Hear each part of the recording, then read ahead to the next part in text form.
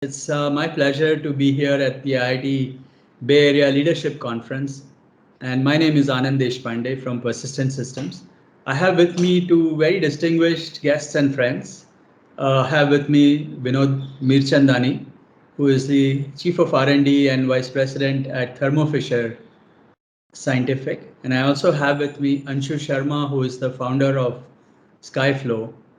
Let me ask them to give a little bit of an introduction about themselves and their companies so they can frame the context for today's conversation. Let me invite Vinod to share a bit about his history as to how he got here and what he does at Thermo Fisher. Thank you, Anand, and thank you for inviting me to talk about what we do at Thermo Fisher. Um, I joined the company about 22 years ago, and Thermo Fisher Scientific is a large company with more than 80,000 people, and we are probably the world leader in serving science. We make products that go all the way from life science research to companion diagnostics to analytical instruments, specialty diagnostics, biopharma services, and lab products. I came to the company through two acquisitions. I actually joined a company called Applied Biosystems, which was then acquired by Life Technologies, which was then acquired by Thermo Fisher. And coming to Applied Biosystems was a huge change because I actually moved from the tech business, which is Xerox, to life science business, which is a huge change for me, but it has been really successful change. And thank you, and back to you. Thanks, Vinod. Let me now invite Anshu to share his story as well. Anshu? Sure. So I'm the co-founder and CEO of Skyflow. I've been running this company for about 3 years now. Before this, I've done many other different varied things. I was at Oracle for 8 years, Salesforce 6 years as VP of Platform. And then I spent 6 years really investing in about 45 companies. Some of them you guys might know, like Workato, Nutanix, Razorpay in India, actually, um, Algolia. There's a whole bunch of companies I invested in. And I got excited and interested about like how you take something from just an idea and actually build a team, a company, a product around it. And Anand and I've known each other for many, many years. And I know Anand's story a little bit of how he took his idea and turned it into a giant company. As we all know, he just became a billionaire. There's a lot of press around it. But I think the biggest achievement I saw for Anand is when I visited his offices and how much love and affection the team had for each other and for Anand. And we're trying to replicate the same kind of um, culture at Skyflow. So for me, the most important thing is trying to create a culture where people really like each other. Wow, that's very nice, Anshu. And, when you do a small business or when you start a business and you run with it, you have that natural affinity towards people, or people know you and they come work with you. I wanted to start with Vinod and ask him to share a bit about how does he create this magic of purposeful innovation in a large company like Thermo Fisher Scientific, where you have more than 80,000 employees and you are, of course, building interesting products. But how do you make the magic happen at Thermo Fisher, Vinod? Yeah, I guess, just taking what Anshu said, building this little environment of trust of where people really want to work for you is kind of super important. Uh, Thermo Fisher, we have this super mission. It's like our why, the company's why. And the mission is essentially to enable our customers to create a safer, healthier, and cleaner world. I mean, that kind of mission is so motivating. I'm sure it's just, whenever I walk into the door every day, I kind of know exactly what we need to do in terms of innovation. I'm part of a smaller division called Genetic Sciences Division.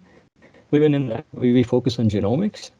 It becomes this mission is sort of overriding. It's constantly guiding us as to what we need to do and how we need to innovate. I'm quite sure all my colleagues in R&D, as well as in other parts of the company, use this wonderful mission of ours to enable additional innovation in for us as a company. So even though we're a large company, we have this amazing mission, this amazing why. But like I said, more importantly, and perhaps what Anshu touched on, the creation of a climate of innovation or a environment of innovation is super important. And in order to do that, you really have to create a sort of an environment where there's a lot of trust. Innovation is fraught with failure.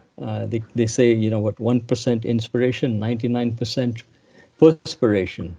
Innovation is full of struggle. Innovation fails a lot. And in order to do that, you need to have leaders in the company that tolerate failure, leaders in the company that you can trust on that'll have your back. And so this is how we do things at Thermo Fisher Scientific. And I think all large companies do it this way if they're really good at innovation. Thanks, Vinod. Anshu, you've been part of large companies before. You've been at Oracle and Salesforce. Do you agree with what Vinod says? And now you have funded 45 companies and doing your own, right?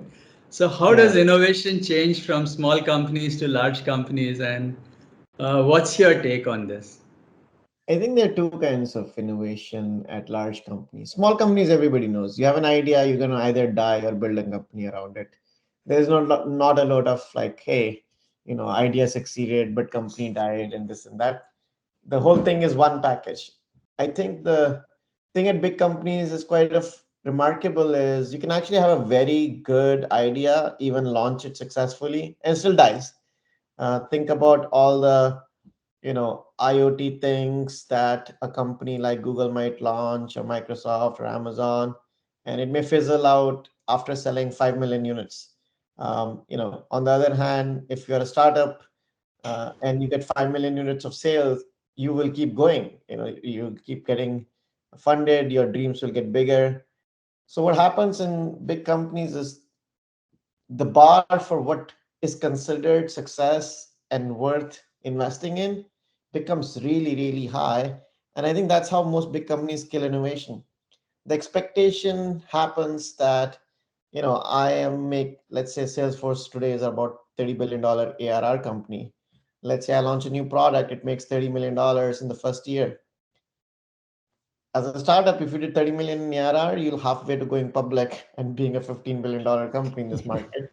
If Yeah. you do $30 million in ARR on a new product line at Salesforce or Google or whoever, you may not even make VP because everybody else around you will be like, if I had those 6 engineers, I could add them to my existing product line and one customer deal, I could make that revenue. So I think there's no easy solution for this. This is really the fundamental dilemma of a large company.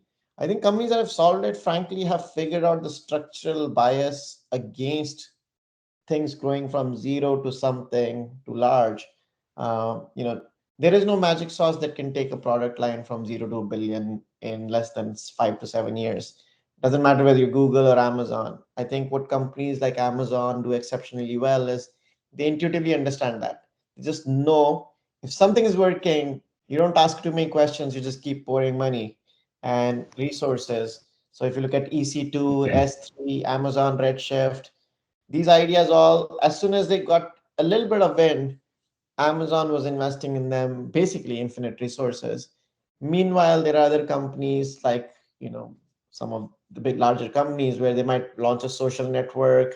It doesn't work out in the first year, you shut it down, you launch a watch, shut it down or half-ass invest it. I think so. Apple, Amazon, I think truly are the only companies I know that have figured out that once you commit to an idea and you get a little bit of success, you turn that into a multi-billion-dollar business. It may take 7 years, and they have the commitment to do it.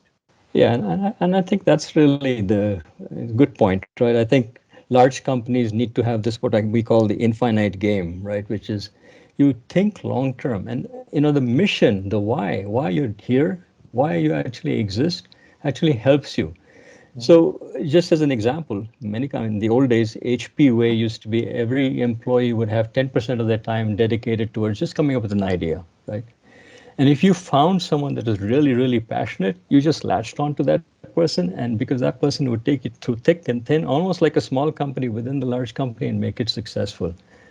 The same thing is now starting to apply in these larger companies. And they're finding ways. Yes, I agree. The small companies definitely have a much easier, there's no ROI. So we do have in large companies these little mechanisms that allow you to actually create innovation. So the leaders have to be really, really focused on innovation. So not just looking at the P&L and profit and EBITDA and all those financial numbers, but at the same time, every quarter when you do that, you also look at your innovation metrics.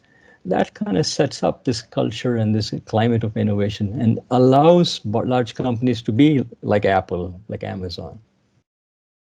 Thanks, Vinod. Since we are talking to the IIT gang here, and most of the people here are individuals and are exploring, what to do in their life and how to go about it, wanted to check and throw this at you as to, are individuals inherently innovative, or it's the organization that makes them innovative? And what does it take for an individual to become innovative and stay innovative, even if the organization that they work with are not as innovative as they would like? And I would also like to ask Anshu a related question, in the sense that, you are recruiting against, you want the best people to come and join you, of course, and you are recruiting against all the big guys. So what exactly do you use to sort of attract good talent, and how does this all work for you? Yeah, it's first part of the question is kind of difficult to answer because each individual, I do think, has the potential to innovate. Because innovation is not just coming up with a new product. There's like channel, how you profit model. There's so many different types of innovation. And just from taking it back personally, my road to this innovation journey has been all along I felt that I needed to be somewhere doing something in the health field. Now it got all sort of sidetracked after graduate school because I joined a startup and wanted to make good money quickly, fast. That didn't happen. The startup didn't go. Join Xerox, and then Xerox is much more tech company. But right through the journey, I actually wanted to find a way to get back into the health side of the world. And when this applied biosystem job came along, I took it, and it actually has allowed me to flourish. So if you do what you really are passionate about, I think you can be part of an innovation engine. Uh, Work is no longer stress; it's much more fun. So that part that comes from inside you, you need to listen to. It's not easy to listen to, but you need to listen to. Two things you have to do. One is you got to listen to your inside, your why essentially, and then align it with a company that has the same kind of why. If you do those, you'll be very innovative. I don't think it's got anything to do with each individual not being able to innovate. Most people have that ability to be creative. Everybody wants to be creative. All right. So I think Anand asked this question, how do we compete with the largest companies in Silicon Valley and Bangalore? And I think the answer comes down to a very simple question, which is there a subset of population for whom Skyflow is the best vehicle for expressing themselves, right? So imagine you are, exceptionally interested in compilers. You know, there's only a few companies that are still writing compilers. It doesn't matter that Google is bigger than Nvidia, which is bigger than Amazon or whatever it is. You're going to end up at the company that's building new GPUs and maybe needs compilers. So similarly for us, we are a data privacy company building a full stack of innovation from the database level, encryption, our own SQL parser. We're basically innovating literally at the cryptographic libraries. If you're a cryptography nerd, which company in Silicon Valley is going to treat you like that you are the center of the company? If you love rewriting SQL parsers, very few companies are building SQL parsers even to this age. It's Snowflake, maybe Google BigQuery, and it's us. So I think by taking on a hard problem, so I think if you step back as a founder, taking on a problem that's fundamentally hard, weirdly enough, makes it harder for you to get started. But once you get started, the best people want to come and work for you. I ran into somebody this morning at a conference who has worked at the largest mobile phone company, and they've been innovating at the machine learning layer with differential privacy. And when I talk to people like that, the only other job they can come and do is a company like Skyflow, right? There are no other companies in this world who are innovating with secure elements and differential privacy and things like that. So I think picking a hard area. Now, if I was building a website for order more pet food or yet another container management company. God bless them, but like, you can work as a container management system engineer almost in every company in the world. But if you're truly a database nerd, encryption nerd, security nerd, privacy nerd, then you belong to us and we will have you. Like, nobody can compete for that talent, not even Netflixes of the world. So I think, I'm going to say that while you said what you said, Anshu, we have the tremendous benefit at Persistent that we Mm. work with people like Skyflow and Thermo and everyone else at the Yes. same time. So while you guys do what you do, we also do the same things for 300 different companies at the same time. So all those who work with us can actually move around quite easily and do privacy on one day and do, chem analytics on the other day. So that's a very interesting benefit. And also we can do this in 20 countries. So anyways, so let I me mean, just, actually, let me add to that, Anand. yeah, go ahead. So I think if you think about this whole problem, is it a total, let's talk like nerds, is it a total order or partial order, right? I truly believe sorting talent is a partial order. So if you're a human being, if you're an engineer and you're interested in traveling and working on multiple projects, a company like Skyflow may be extremely boring to you, right? On the other hand, you want to stick around and do one thing deep for many years, we may be the answer, or another similar company may be the answer. And in a way, we can actually live in a world where Persistent has the best engineers and Skyflow has the best engineers if people find their true calling. And I think that's where, the earlier point which was made was particularly good. If you find your true calling, you're helping yourself and the company. It's really a win-win, and it's really not a total order, it's a partial order. Yeah, I think you make an excellent point, and I'm going to let Vinod also comment on that. But I think one of the important things that both of you mentioned is that each individual needs to have their own purpose in some sense defined. And as I meet a lot of people, especially in mid careers, I find that people are not always very clear about their own purpose. And I would like to stress that as to saying that, if you define your purpose, there is enough things for you to do that can align work to your purpose. And as Anshu said, it's a partial order and you'll find the right company that makes sense for you. But having your own purpose really helps. Vinod, you So wanted I to think the add question something? becomes is how do you find your purpose, right? And Yeah. and So what how do you do that? I've been telling people, either you're truly introspective enough, like we know, then you find your purpose. I think that's probably the best way to do it. But the hack I have is the curiosity hack, which is instead of asking what is my purpose, because it becomes a little philosophical, what do I genuinely get interested in? I mean, these days we all have, TechCrunch and Twitter. Like when you wake up in the morning, before you work, what do you end up reading, right? What are you reading about, at least within the domains that we can go work in? Are you reading about, encryption? Are you drawn to reading about the new mobile phone design? I think if you can sort of follow your curiosity rather than saying, this is not my path to becoming a director of in the next 6 months. This is not my fastest path to become VP. I think if you sort of let the director VP thinking drop just a little bit, I'm not saying it goes away for some people ever, but chase your curiosity. And anybody who has kids, I have nieces, and I always tell them like, look, even if you find one subject in school that you're genuinely curious about, you can become the best at it. And I think so. Curiosity is a hacky way of finding your purpose. Vinod I has been mean, itching to I say something. totally, totally, Go ahead. totally, yeah, totally, no, no, no, totally agree. I mean, it's like, it's a nice hack because it is important. It's like, even if you look at stuff that you follow on the internet or you magazines you like to read. Yeah, no, I was saying that Anshu's hack is really, really good. And it's this is the kind of hack that everybody should use. I used it instinctively, not necessarily knowing that's what I was doing. But now that you've decrypted it, essentially, why? I mean, other people should use it the same way, which is take a look and see what attracts you when you read a magazine, or what attracts you when you read an article, or where do you always find interest, even when you read books. What books do you like to read? All of these things are little clues that will tell you what is your true purpose.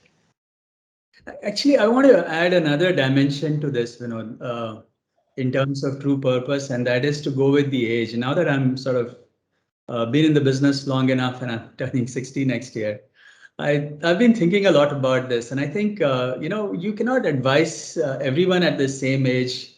As you grow at a certain age, you have to take these calls very differently.